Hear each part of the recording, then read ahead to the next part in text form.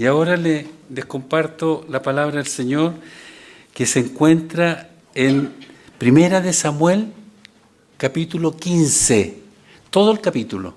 Pero yo voy a leer porque son hartos versículos, hasta el 38, 35. Entonces vamos a leer solo algunos, ¿ya? Los que quieran ir siguiendo la lectura y también lo pueden ir proyectando. Primero vamos a leer del 1 al 3. Del 1 al 3 que dice así. Un día Samuel dijo a Saúl: Jehová me envió a que te ungiera rey sobre su pueblo Israel. Ahora pues escucha las palabras de Jehová. Así ha dicho Jehová de los ejércitos: yo castigaré lo que Amalec hizo a Israel, cortándole el camino cuando subía de Egipto. Ve pues, hiere a Amalec, destruye todo lo que tiene, y no te apiades de él. Mata hombres, mujeres y niños, aún los de pechos, y vacas, ovejas, camellos y asnos. Versículos 7 al 9 dice así: y Saúl derrotó a los amalecitas desde Ávila hasta llegar a Chur, que está al oriente de Egipto. Capturó vivo a Agag, rey de Amalec, y a todo el pueblo lo mató a filo de espada. Pero Saúl y el pueblo perdonaron a Agag y a lo mejor de las ovejas y del ganado mayor, de los animales engordados, de los carneros y de todo lo bueno, y no lo quisieron destruir, pero destruyeron todo lo que era vil y despreciable. Y finalmente leemos del 17 al 23 que dice así: y dijo Samuel: aunque a tus propios ojos eres pequeño, ¿no has sido hecho jefe de las tribus de Israel? ¿Y Jehová te ha ungido rey sobre Israel? Jehová te envió en misión y te ha dicho: ve, destruye a los pecadores de Amalec y hazles guerra hasta que los acabes. ¿Por qué, pues, no has oído la voz de Jehová? ¿Por qué te has lanzado sobre el botín y has hecho lo malo ante los ojos de Jehová? Saúl respondió a Samuel: al contrario, he obedecido la voz de Jehová. Fui a la misión que Jehová me envió. Traje a Agag, rey de Amalec, y he destruido a los amalecitas. Pero el pueblo tomó del botín ovejas y vacas, lo mejor del anatema, para ofrecer sacrificios a Jehová tu Dios en Gilgal. Entonces Samuel dijo: ¿acaso se complace Jehová tanto en los holocaustos y sacrificios como en la obediencia a las palabras de Jehová? Mejor es obedecer que sacrificar, mejor prestar atención, mejor es que la grasa de los carneros. Como pecado de adivinación es la rebelión, como los ídolos e idolatría, la obstinación. Por cuanto rechazaste la palabra de Jehová, también Él te ha rechazado para que no seas rey. Que el Señor bendiga la lectura de su palabra. Permítanme limpiar estos lentes que son bifocales, solo la partecita de abajo me permiten leer y ya tengo que cambiarlo. Ya tengo la receta. Se me van a encollar las letras más chicas. Así que eso es lo que me estaba pasando. Estaba inventando palabras. Bueno, vivimos, hermanos, en una época donde pareciera que la obediencia de los cristianos a Dios es opcional. Hay muchos que creen que por hacer una parte de lo que Dios ordena es suficiente. y que así agradan a Dios. Y otros se justifican. Créeme que lo traté de hacer. Hice lo mejor, todo lo posible, pero no pude. No pude, traté. ¿No han escuchado eso? Sin embargo, 1 Samuel 15 nos muestra que Dios no se conforma con la obediencia parcial de sus mandatos. No se conforma ni acepta las excusas humanas, las justificaciones. Para Él obedecer parcialmente es desobedecer. Eso es lo que vemos en este capítulo. Es un capítulo que nos presenta el momento más oscuro en la vida de Saúl, el primer rey que tuvo Israel, cuando Dios lo desechó para que fuera rey. Ya no iba a ser más rey, porque no cumplió con lo que Él le había ordenado. Ahora, la orden que dio Saúl por intermedio del profeta, Dios le dio a Saúl por intermedio del profeta Samuel, nos debe parecer muy severa, ¿no? ¿Sí o no? Y eso hace decir a los detractores del Evangelio que Jehová es sanguinario, le gusta mucho la sangre.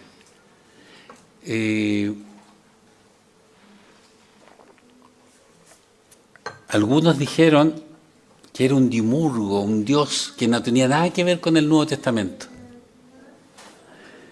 Claro, parece muy severa, dice, miren, destruye todo lo que tiene y no te apiades de él. Mata hombres, mujeres y niños, aún de pecho. Vacas, ovejas, camellos y asnos, o sea, todo, destrúyelo. Fuerte, ¿verdad? Pero para entender por qué fue Dios tan riguroso, mis hermanos, es necesario que entendamos el contexto espiritual y histórico de este acontecimiento. Si lo leemos así solamente, claro, nos parece muy duro, pero hay que entender por qué lo hizo. Y también hay que entender que nuestro Dios es soberano de toda la creación, es el creador, tiene poder y autoridad para dar y quitar. La vida le pertenece. Por lo tanto, no podemos desestimar eso. Bueno, los amalecitas eran un pueblo nómade que vivía en el desierto de Sinaí, ese que está al oriente de Egipto, por donde caminó el pueblo de Israel, y el desierto de Negev, ambos al sur de Canaán. Y eran un pueblo descendiente de Esaú. Amalec era descendiente de Esaú. ¿Recuerdan? Ese que vendió por un plato de lentejas su primogenitura a su hermano Jacob.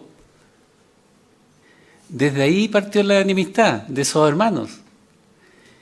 Bueno, y la Biblia nos relata, y también la historia secular, que eran un pueblo pagano que estaba en constante conflicto con los pueblos vecinos. Generalmente eran conocidos por su ferocidad, porque destruían todo lo que tocaban, aldeas completas, las prendían fuego, hacían desaparecer. O sea que Dios no estaba haciendo nada distinto a lo que ellos hacían. ¿Se dan cuenta? Primera cosa. Nada distinto. Eran conocidos, como digo, por su ferocidad, porque atacaban y saqueaban. Y sobre todo, esas aldeas pequeñas que no tenían defensa. Y se constituyeron, por lo tanto, en un símbolo de resistencia al plan de Dios. Porque Dios escogió a Israel con un propósito, ¿lo sabemos o no? Claro, darse a conocer a través de ese pequeño pueblo insignificante a todas las naciones. ¿Y acaso no lo ha hecho? ¿Acaso no lo ha hecho? Entonces ellos estaban interponiendo en este plan. por lo tanto eran un símbolo de resistencia al plan de Dios, además de ser enemigos físicos de Israel, porque eran los que peleaban contra ellos, eran un pueblo que desafiaba los proyectos de Dios, desafiaba su autoridad, desafiaba sus promesas. En aquel tiempo, todos los pueblos que habitaban la tierra tenían la convicción de que sus dioses participaban en sus guerras. Incluso algunos los llevaban, no es que los representaban con alguna figura, los llevaban a la guerra. Entonces ellos sabían que Jehová estaba en la guerra y lo desafiaban igual. Jehová. Los amalecitas, mis hermanos, además de desafiar la autoridad de Dios, fueron el primer pueblo que atacó a Israel cuando salieron de Egipto. Fueron el primero. Y los atacaron en forma cruel y cobarde, porque atacaron la retaguardia. La parte, ustedes saben, todos saben lo que es la retaguardia. La parte de atrás de la columna que formaba el pueblo avanzando por el desierto. ¿Y quiénes estaban ahí en la retaguardia? Los ancianos, los enfermos, los niños. Todos los que por alguna debilidad se iban rezagando. Y eso hacían siempre, atacar a los más débiles.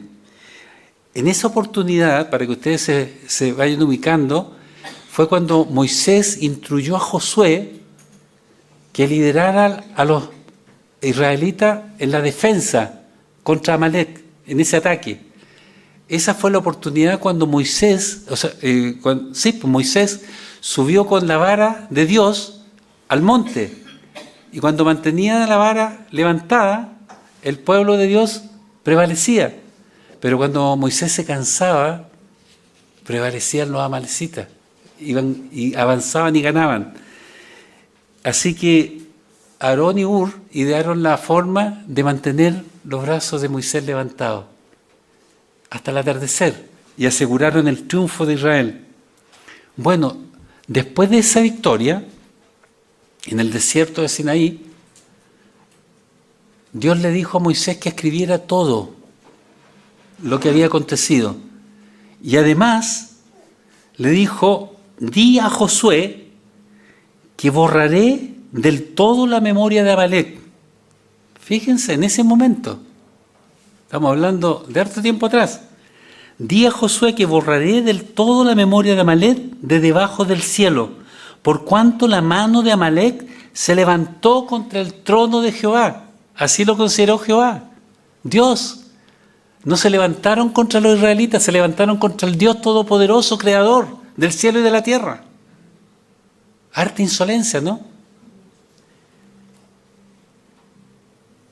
Por cuanto la mano de Amalek se levantó contra el trono de Jehová, Jehová estará en guerra con Amalek de generación en generación. Eso es lo que dice la palabra del Señor. Ahora, en el momento que estamos analizando desde este capítulo 15, Dios ordena a Saúl que ejecute su sentencia. ¿No ve que le dice que no tenga piedad, los desaparezca? Esa es la orden. Porque representaban el mal sobre la tierra. Los amalecitas representaban el mal. No solo por sus acciones violentas, sino por su postura deliberada en contrariar a Dios, en oponerse a Dios, porque se oponían al pueblo. Y Dios consideraba que habían asaltado su trono. Eso es más o menos el contexto. Por eso Dios nos demanda obediencia total. A Saúl le pidió que exterminara al pueblo y no lo hizo. ¿Se dan cuenta que eso falló? Eso fue. Dios nos demanda una obediencia total porque los mandatos de Dios son para cumplirse, para que sus hijos lo cumplan, no a medias, sino completamente. No debemos nosotros cuestionar lo que dice el Señor como algunos lo cuestionan, algunos creyentes. Sí, eso, somos testigos de eso, lo cuestionan, hermanos queridos, incluso sobre la educación de los hijos. No, no puede ser, estamos en otros tiempos. Cuidado con eso. La instrucción de Samuel que da a Saúl es específica. Ve, pues, hiere a Amalek y destruye todo lo que tiene. No te apiades de él. Está claro, ¿verdad? La orden era destruir completamente personas, animales, bienes, todo. Pero no lo hizo. La Biblia describe a los amalecitas como un pueblo perverso, que eligió un camino de rebeldía constante contra Dios, de violencia contra los inocentes. Por lo tanto, su destrucción no fue un acto impulsivo de Dios, que en ese momento se enojó y le dijo, ya Saúl, destrúyelo. No, no fue. Su destrucción fue motivo de que este pueblo se levantó como oposición, como Satanás se opone a Jesús. En la Biblia los amalecitas representan, el pecado. ¿Cómo es el pecado? Destructivo, traicionero, implacable. Así eran ellos. Por lo tanto, lo simbolizaban. Y así como la palabra del Señor nos dice que el pecado debe ser erradicado de nuestras vidas, los amalecitas debían ser erradicados de la vida del pueblo de Israel. ¿Se entiende? ¿Se entiende? Pero Saúl, en vez de acatar la orden de Dios, no lo hizo. Él hizo prevalecer su propia voluntad. Y la Biblia nos dice que debemos hacer la voluntad de Dios. Cuando le piden al Señor que les enseñe a orar a los discípulos, ¿se acuerdan? ¿Qué es lo que lo primero le dice? Dice, hágase tu voluntad en la tierra como en el cielo. La Biblia nos dice que tenemos que hacer la voluntad de Dios, que es buena, agradable y perfecta.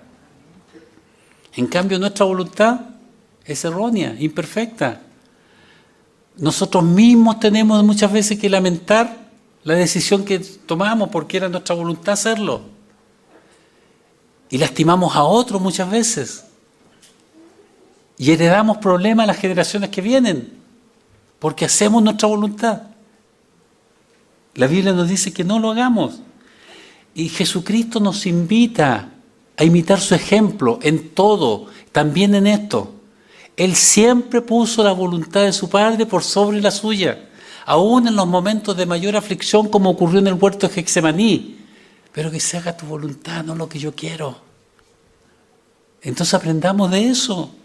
Debemos obedecer y fundamentar nuestras acciones en lo que Dios ordena en su palabra y no en lo que nosotros creemos que es lo mejor. Por eso nos equivocamos tanto, por eso fallamos, por eso tenemos que pagar las consecuencias. Yo no sé por qué me pasa, viene una y otra mala. Y si recapacitar un poquito le está fallando a Dios, está cumpliendo sus mandamientos en forma incompleta, no lo está haciendo bien, como lo hizo Saúl. En el episodio que examinamos ahora, nos enseña que la desobediencia a Dios, que es la obediencia incompleta también, para Dios eso es desobediencia, trae malas consecuencias, siempre va a traer malas consecuencias. Es importante, por lo tanto, mis hermanos, que tomemos en serio lo que Dios nos dice, tomémoslo en serio. Es importante cuando nosotros ignoramos o minimizamos lo que Dios ordena en su palabra, vamos a tener malas consecuencias. Sí, eso va a pasar. Hoy nosotros vivimos en el tiempo de la gracia. ¿Por qué? Porque Jesucristo ya vino. Por eso usted comete un pecado, por eso usted comete una falta y no recibe el castigo de Dios. No, si Dios no está castigándolo, cuando usted comete algo, su error lo lleva a las consecuencias. Cualquiera que no sea cristiano hace algo malo y va a tener consecuencias, usted también, porque la protección de Dios se retira, porque usted pecó. Pero el sacrificio perfecto de Jesucristo cubre todos nuestros pecados, los pasados y los presentes. Por eso que Dios no nos castiga. Las cosas malas que nos pasan muchas veces del enemigo o de nuestra propia distracción. Pero Dios ya no nos castiga porque estamos en el tiempo de la gracia, porque Jesús cubre nuestros pecados. Pero va a llegar el día en que sí vamos a ser castigados, vamos a ser juzgados, vamos a tener que presentarnos frente al trono, al gran trono blanco, y tendremos que dar cuenta, y dice la palabra del Señor que ahí va a ser el lloro y el crujir de dientes de muchos. Pero no nos aprovechemos de que estamos en el tiempo de la gracia, porque Dios no cambia. Ese mismo Dios que ordena destruir, pero sin piedad a los amalecitas, es el Dios que nos va a juzgar. Sí, hermano, es el mismo, el Padre de nuestro Señor Jesucristo. Así que Jesús nos muestra el camino para que no nos suceda nada malo, para que no desobedezcamos. Pero Él no nos obliga, nos muestra el camino, pero no nos obliga a caminar por Él. Usted y yo tenemos que decidir si lo hacemos o no lo hacemos. Es responsabilidad de cada uno, hermanos queridos. Pero Jesús nos advierte que el que tiene sus mandamientos y los guarda, ese es el que le ama. Ese. Si usted le ama, guarde sus mandamientos. Y Jesús dice, y el que me ama, mi Padre también le amará. Y yo vendré y me manifestaré en él. ¿Se dan cuenta? La obediencia. Algunos dicen es que es difícil obedecer todo lo que la Biblia dice. Y Jesús mismo lo desmiente, porque dice, mi yugo es fácil. Se refiere a sus enseñanzas. Y ligera mi carga. Se refiere a las responsabilidades que tenemos. Mi yugo es fácil y ligera mi carga. Cuando señala que es fácil no significa que no haya exigencias. No, significa que ese yugo, todos saben lo que es un yugo, ¿verdad? Es bueno, no aplasta. No aplasta como aplastaba el yugo de los fariseos a los judíos, que hasta para pelar un pato había que hacerlo de la forma que ellos decían. Cuando la dueña de casa pelaba un pato para cocinarlo. Era un yugo difícil, pero el yugo de Jesús no. Es un yugo que libera en vez de aplastar. Mi carga es ligera, no significa ausencia de responsabilidad, sino que tenemos la ayuda del Espíritu Santo de Dios. Jesús mismo camina con nosotros. Por eso es ligera, por eso es fácil. Es solo tomar el ritmo. Y si le tomamos el ritmo, no tenemos problema. Una carga acompañada, no impuesta. Sabemos, hermanos, que Jesús en ningún caso nos dice que no vamos a tener dificultades, pero sí nos promete una vida con propósito, una vida con dirección, una vida donde seremos consolados, donde seremos ayudados en todas nuestras situaciones. Eso es. Así que la obediencia a Dios debe ser total, porque una obediencia parcial no es verdadera obediencia. Aunque Saúl recibió una orden clara, falló en cumplirla. No perdonó a Agag, no lo ejecutó al rey amalecita y retuvo los mejores animales del ejército derrotado. Así lo dice la Escritura. Dice así, bueno, él dijo, para sacrificarlos a Dios. Claro, la excusa.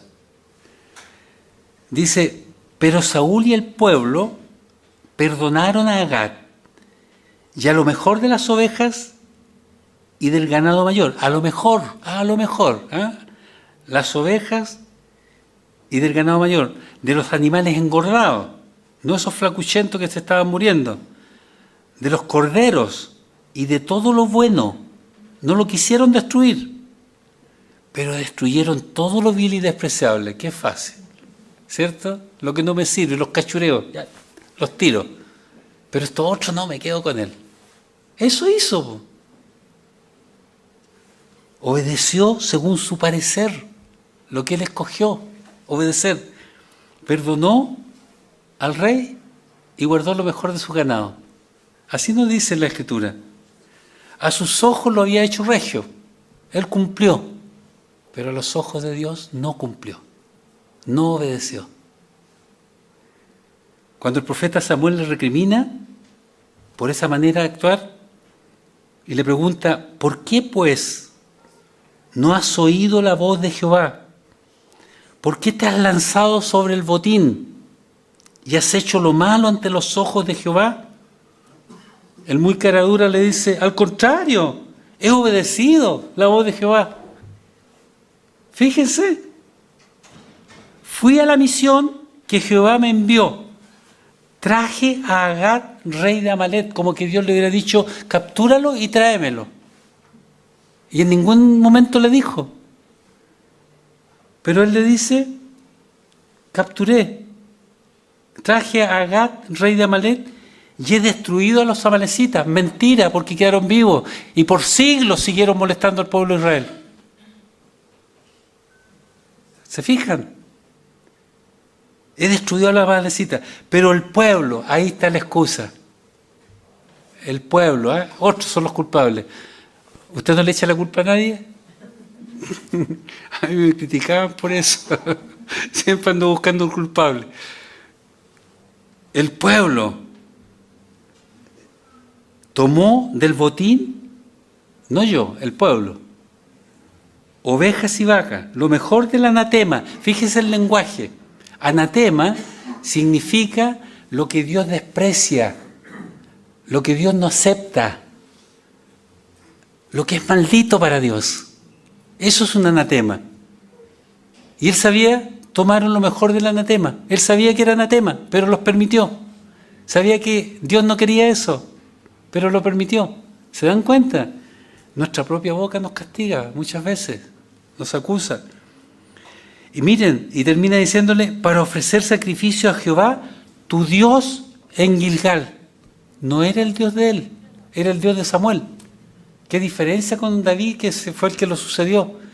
Cuando vemos sus salmos y él habla a su Dios, a su Creador, al Dios que le dio la vida. ¿Se dan cuenta? Este otro, tu Dios. Saúl capturó a Agag, pero no ejecutó la orden de Dios. No la ejecutó. Dios le había ordenado algo y no lo hizo. Y aunque el profeta Samuel tomó en sus manos esa responsabilidad y mató a Agag, quedaron descendientes. Y esos descendientes continuaron enfrentando a los israelitas y estorbando el plan de Dios, oponiéndose a ese plan de salvación para toda la humanidad que Dios diseñó desde antes de la fundación del mundo. Eso es lo que hicieron los amalecitas. El fracaso de Saúl de erradicar completamente de la tierra a los amalecitas tuvo repercusiones. Y de inmediato. Todavía reinaba Saúl. Primera de Samuel 30. Ahí se encuentra el relato. Atacaron y destruyeron, incendiaron Siclat, aprovechándose que estaba desprotegida. Y resulta que tomaron preso a todos. Llevaron a las mujeres y a los ancianos, a todos los que quedaban ahí. Esa en ese tiempo era una ciudad filistea. Y ahí paraba David. ¿Por qué paraba David ahí, en una ciudad filistea? Porque andaba arrancando de Saúl, porque lo quería matar. No, si se las llevaba, era cosa cierta. Y resulta que David estaba justamente sirviendo a los filisteos con sus hombres, y estos aprovecharon que estaba desprotegida la ciudad, la aldea Siclat, la destruyeron y se llevaron prisioneros a todos. David tuvo que después ir a buscarlos y recuperar a todos los prisioneros. ¿Por qué? Porque Saúl no cumplió lo que Dios le había mandado. Porque lo hizo completamente. Él creyó que lo hacía regio, pero no lo hizo tan regio. Todo esto y mucho más, hermanos queridos, fue consecuencia de la incompetencia de Saúl para obedecer a Dios, o su desobediencia, podríamos decir. Continuaron los amalecitas afligiendo a Israel.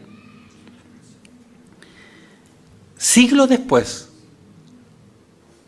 los hermanos que estuvieron conmigo, los adultos, Esdras, Nehemías y Esther, se deben acordar que vimos estas cosas. Durante el reinado del rey persa Asuero, Amán, un descendiente de Amalek, un descendiente del rey Agag, ocupaba el cargo como primer ministro del rey Asuero de Persia. Los persias habían desplazado ya a los babilonios, ocupaban todo el mismo territorio, lo habían agrandado incluso, pero ya era el imperio persa. Él era el primer ministro y planeó destruir, aniquilar a todo el pueblo hebreo. ¿Se acuerdan? Y el Señor usó a Mardoqueo y a la reina Esther para evitar la extinción de su pueblo. Porque si Israel hubiera sido extinto, hoy día no tendríamos salvación, porque Jesucristo tenía que surgir de los lomos de Judá. ¿Tiene sentido para usted entonces que haya querido Dios destruir a este pueblo? Y también tiene sentido que castigara a Saúl, quitándole el reino, porque no cumplió. Porque la obediencia parcial es desobediencia completa para Dios. Hacer la mayor parte de lo que Dios nos pide no es suficiente. Eso es lo que pensó Saúl, que él podía modificar la orden de Dios y actuar por las de él. Pero Dios es justo y soberano. Sus órdenes se cumplen, porque Él no piensa igual que nosotros hacia el lote. Él sabe para dónde se dirige, porque Él es el creador. Él conoce todo. Las órdenes de Dios, mis hermanos, no se prestan para interpretaciones de nuestra propia experiencia, interpretaciones personales. No deja margen para elegir qué obedezco y qué no obedezco. Cuando Dios habla, no busca negociar. Necesita que se le obedezca. Si a un rey de esta tierra se le obedece al pie de la letra, ¿cómo no al soberano de toda la creación? Eso es lo que debemos entender. Y preguntarnos, ¿estamos obedeciendo completamente a la palabra del Señor? ¿O estamos eligiendo lo que obedecemos? ¿Estamos filtrando de acuerdo a nuestras emociones, de acuerdo a nuestras conveniencias? ¿Tomamos en serio lo que Dios nos pide o lo estamos adaptando a nuestro criterio? ¿Cuántas veces usted ha obedecido parcialmente? ¿Tiene conciencia de eso? ¿Diezmo incompleto o totalmente ausente? ¿No le parece, no le hace ruido eso? Un servicio sin entrega, porque me lo pidieron, tengo que hacerlo. Un perdón condicionado. Te perdono, pero esto y esto no va a ocurrir. Y así nos dice que perdonemos al Señor. ¿Se dan cuenta? ¿Cuántas veces nosotros actuamos así? Somos todos reos, hermanos queridos. Yo no me excluyo. Pero el Señor quiere que mejoremos, que obedezcamos completamente a su palabra. Él quiere bendecirnos, protegernos en todos nuestros caminos, ayudarnos en nuestros momentos de desaliento. El profeta Samuel ciertamente no aceptó el intento de Saúl de justificarse y le dijo: ¿acaso se complace Jehová tanto en los holocaustos y sacrificios como en la obediencia a las palabras de Jehová? No, pues la respuesta es no se complace. Mejor es obedecer que sacrificar. Prestar atención es mejor que la grasa de los carneros. Como pecado de adivinación, le dice, es la rebelión. Como ídolos e idolatría, la obstinación. Que de repente nos obstinamos en que tiene que ser como yo digo. Pero ¿por qué no se hace lo que yo digo? ¿Por qué yo propuse algo tan bueno? ¿No pasa eso? Pasa. Samuel declara que la obediencia es más importante que cualquier acto religioso. La obediencia, mis hermanos, a Dios. No, Dios no se va a impresionar por lo que hagamos. No. Él busca una obediencia de corazón. La rebeldía y la terquedad son equiparadas con la idolatría, con la adivinación, porque ambas cosas ponen el criterio humano sobre el criterio de Dios, sobre la voluntad de Dios. Así que yo te pregunto, mi hermano, ¿haces cosas para Dios mientras ignoras lo que Él verdaderamente te está pidiendo? ¿Tu adoración está basada en obediencia o solo en actividades externas que todos vean? Dios valora más la obediencia que el sacrificio. Por eso el juicio de Dios cayó sobre Saúl. Así le dice el profeta: por cuanto rechazaste la palabra de Jehová, también Él te ha rechazado para que no seas rey. Saúl reconoce su pecado, pero a medias también, porque el pueblo fue el que escogió. No tiene verdadero arrepentimiento, hermanos queridos. Se apropió de lo mejor para quedárselo, no para ofrecerlo a Dios. Samuel no lo acepta y le dice que no está bien. Le pides, Saúl, que vuelvan juntos a Israel para que sacrifiquen y adoren a Dios juntos. Y Samuel el profeta no se lo permitió. Y se vuelve para retirarse y él le agarra el manto como para retenerlo. Y ahí le dice el profeta, versículo 28, Jehová ha desgarrado, después que le agarró el manto, le dice, Jehová ha desgarrado hoy en ti el reino y lo ha dado a un prójimo tuyo mejor que tú. En realidad Saúl estaba más preocupado de su imagen que en las consecuencias. Estaba más preocupado de él que de Dios. Prefirió su propia lógica a la lógica de Dios. Que no nos pase eso, hermanos queridos. Por eso Samuel pregunta, ¿acaso se complace más nuestro Dios en holocaustos, en sacrificios, que en la obediencia? Mejor es sacrificar que obedecer. ¿Acaso es mejor sacrificar que obedecer? Dios es paciente, hermanos, tiene toda paciencia, pero no tolera la desobediencia cuando es pertinaz, persistente. El verdadero arrepentimiento busca mantener un corazón limpio, no aparentar que está limpio. Busca restaurar la relación con Dios. Ese es el verdadero arrepentimiento. No basta decir con que he pecado. Dios busca verdaderamente corazones arrepentidos. Así que la pregunta que yo te hago, ¿estás tú obedeciendo a Dios o te estás justificando como Saúl? Amados hermanos, la historia que hemos visto ahora, la historia de los amalecitas, es mucho más que un relato de conflictos antiguos. Nos enseña profundas verdades. Primero, sobre la obediencia a Dios. Segundo, sobre la justicia de Dios, que llega, aunque tarde siglos. Y en tercer lugar, sobre la lucha contra el pecado que nosotros debemos mantener y salir airosos. Eso es lo que nos enseña. Obedecer a la palabra de Dios, hermanos queridos. Eliminar toda interferencia. Tal como Israel tuvo que enfrentar a los amalecitas, nosotros hoy enfrentamos al adversario de nuestras vidas y aún a nuestra sociedad. ¿Estamos dispuestos a hacerlo? Cada uno sabe. Primera de Samuel 15 es una advertencia poderosa para todos los que queremos servir y agradar a Dios. Saúl fue escogido por Dios, tenía potencial, pero no tomó en serio los mandatos de Dios. Eso fue lo que pasó. Dios no busca líderes hábiles, busca siervos obedientes. Esa es la diferencia. El obedecer, dice el profeta, es mejor que los sacrificios.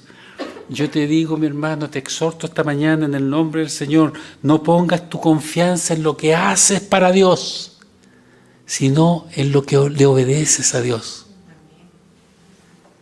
¿Hay áreas en tu vida que estás obedeciendo a medias? ¿Estás justificando a lo mejor algo que Dios ya hace rato que te dijo que lo dejes atrás, a un costado? Si no lo has hecho, bueno, hoy día es el momento de hacerlo, porque espero que el sentido de la palabra caiga en tu mente. Que el Señor les bendiga.